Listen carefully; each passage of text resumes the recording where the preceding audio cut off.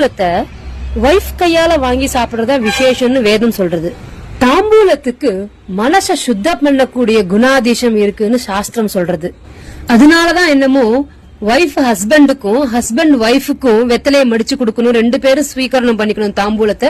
விரத தினங்கள்ல தாம்பூலம் ஸ்வீகரணம் பண்ணிக்க கூடாது. வெத்தலைய பார்த்து செலக்ட் பண்ணணும். நுனியும் காம்பும் காஞ்சியோ அழுகியோ இருக்க கூடாது. தாம்பூலம் நினைச்சப்பெல்லாம் ஸ்வீகரணம் பண்ணிக்க கூடாது. கார்த்தால மத்தியான ராத்திரி.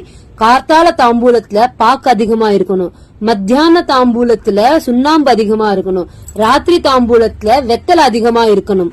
தாம்பூலத்தை சுவாமி நைவேத்தியம் பண்ணும்போது காம்பு சுவாமியை பார்த்து இருக்கான்னு செக் பண்ணி நைவேத்தியம் பண்ணணும். அதே ஒருத்தருக்கு தாம்பூலம் கொடுக்கும் போது காம்பு வாங்கிக்கிறவால பாத்துருக்கான்னு செக் பண்ணிட்டு நுனி நம்மள பாத்துருக்கிற மாதிரி வச்சுட்டு தாம்பூலம் ஒருத்தருக்கு கொடுக்கணும். வேதம் சொன்னபடி வெட்டிங் டே செலிப்ரேஷன்ங்கிறது தாம்பூல விரதம் பண்றது. அன்னி தினத்துல தம்பதிகள் உட்காந்து வெத்தலைப்பாக்கு தாம்பூலம் மடிச்சு கொடுத்து சாப்பிட்டுண்டாதான் வெட்டிங் டே பூர்த்தி.